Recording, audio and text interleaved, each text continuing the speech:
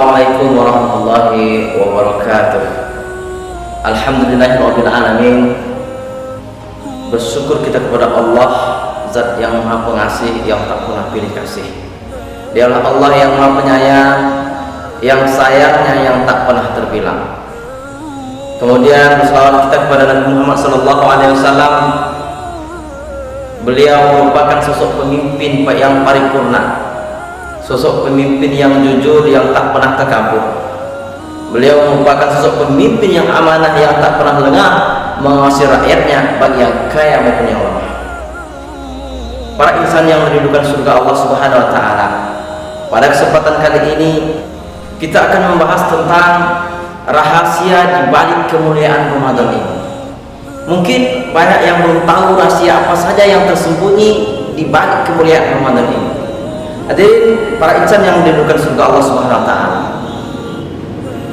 pada suatu ketika baginda Rasulullah SAW didatangi oleh malaikat Jibril.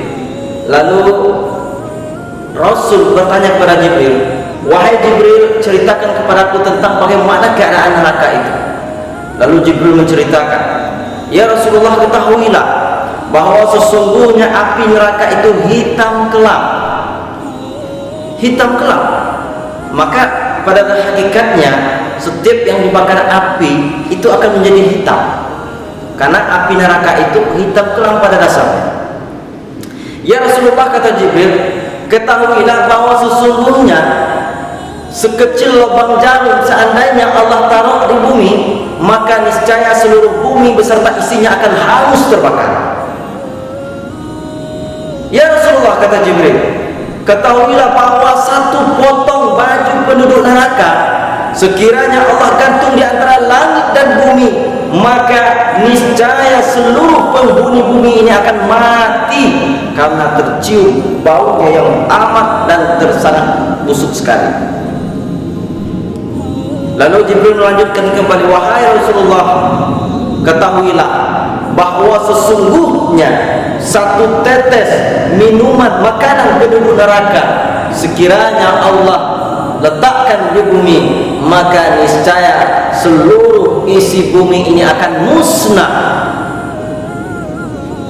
Lalu Jibril melanjutkan, "Ya Rasulullah, ketahuilah bahwa sesungguhnya satu malaikat Allah dari 9 malaikat yang diceritakan oleh Allah dalam Al-Quran, yaitu malaikat Zabaniyah, malaikat yang ditugaskan oleh Allah untuk menyiksa penduduk neraka. Sekiranya," kata Jibril, "satu saja yang dihadirkan di tengah-tengah penduduk bumi, niscaya mereka semuanya akan mati karena terlihat wajahnya yang teramat sangat-sangat menakutkan dan sangat menyeramkan. Saking seramnya, setiap yang bernyawa akan mati melihatnya." Lalu Jibril melanjutkan kembali, "Wahai Rasulullah, ketahuilah bahwa sesungguhnya satu lingkar rantai belenggu neraka." Kita ketahui bahwa rantai itu terdiri dari lingkaran-lingkaran yang disambung. Nah, satu lingkar rantai belenggu neraka itu, kata Jibril, sekiranya Allah campakkan ke bumi, maka niscaya bumi ini akan hancur lebur hingga lapisan yang paling bawah, dan bumi tidak akan bisa dihuni kembali. Lalu Jibril ingin lanjut. Baginda Rasulullah SAW memotong pembicaraan Jibril. "Ya Rasulullah," kata Jibril, "cukup Jibril," kata Rasulullah, "jangan kau lanjutkan kembali, cukup. Tak sanggup Rasulullah untuk mendengar selanjutnya cerita dari Jibril alaihissalam. Oleh karena itu hadirin, mendengar berita dari Jibril ini, baginda Rasulullah SAW uraikan air mata, menangis. Kenapa beliau menangis? Apakah Rasulullah SAW takut karena akan ia dimasukkan ke neraka? Tidak, karena kita ketahui bahwa baginda Rasulullah SAW adalah seorang yang maksum, terbebas dari dosa, dan beliau sudah dijamin masuk ke dalam surga Allah Subhanahu wa Ta'ala. Lantas apa yang ada di pikiran baginda Rasulullah SAW?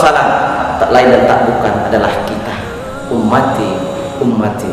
Teringat akan kita, dosa-dosa yang dilakukan oleh umatnya, bagaimana dengan kondisi umatnya, dengan keadaan umatnya. kita yang diingatkan oleh baginda Rasulullah Sallallahu Alaihi Wasallam. Para insan yang merindukan surga Allah. Oleh karena itu, sebagai bentuk kasih sayang Allah kepada kekasihnya Rasulullah Sallallahu Alaihi Wasallam, maka Allah Subhanahu Wa Taala menganugerahkan, memberikan satu kemuliaan yang tak pernah diberikan kepada umat-umat sebelum kita, yaitu kepada kita, yang tak pernah diberikan oleh Allah kepada umat sebelum kita, hanya kepada umat Nabi Muhammad yang Allah anugerahkan kemuliaan ini. Apa itu? Yaitu kemuliaan bulan suci Ramadan. Nah, kita ketahui bahwa bulan Ramadan ini adalah bulan maghfirah, bulan ampunan dosa. Nah, sementara apa yang ada di dalam bulan Ramadan ini, ada harapan untuk kita. Kita tahu bahwa umat Muhammad umurnya pendek-pendek, kesempatan beribadah singkat. Oleh karena itu, kemuliaan inilah yang akan diberikan oleh Allah Subhanahu Wa Taala untuk mengimbangi ibadah-ibadah kita yang ada. Beda dengan halnya umat-umat terdahulu, mereka hidup ribuan tahun. Dan bahkan kita umat Muhammad hanya 60, kisaran 80 tahun, itu pun sedikit kata baginda Rasulullah SAW. Oleh karena itu, bentuk kemuliaan yang diberikan oleh Allah Subhanahu Wa Taala kepada kita, Allah hadirkan bulan maghfirah ini, yaitu bulan suci Ramadan. Hadirin yang berbahagia, para insan yang merindukan surga Allah Subhanahu Wa Taala. Oleh karena itu, janganlah kita sia-siakan bulan maghfirah ini, bulan pengampunan dosa ini, karena di sini terselip harapan besar buat umat ini, buat kita yang banyak salah ini. Baginda Rasulullah SAW menjamin kepada kita, kepada umatnya, "Man shoma Ramadan imanan wa ihtisaban ghufira lahu ma taqaddama min dzambi." Barang siapa yang berpuasa pada siang harinya pada bulan Ramadan, maka dikarenakan oleh keimanannya, maka Allah akan ampunkan dosa-dosanya yang telah lalu.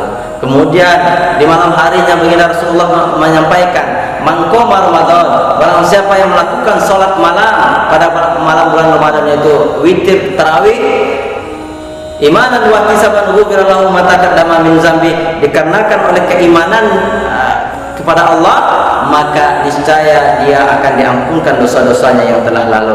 Inilah harapan buat kita untuk mensucikan dosa-dosa kita, untuk memutihkan dosa-dosa kita. Maka tak heran kata Rasulullah bahwa umat Muhammad yang berpuasa pada bulan ini, maka setelah selesai Ramadan besok dia akan kembali lahir putih seperti bayi yang baru dilahirkan. Kenapa? Karena dosanya diampunkan oleh Allah Subhanahu Wa Taala. Oleh karena itu, hadirin para insan yang merindukan surga, mari kita sambut dan jalani bulan maghfirah ini dengan sebaik-baiknya. Pak Topik menjahit kopiah dijahit belundu yang utuh. Wabillahi taufik wal hidayah. Assalamualaikum warahmatullahi wabarakatuh.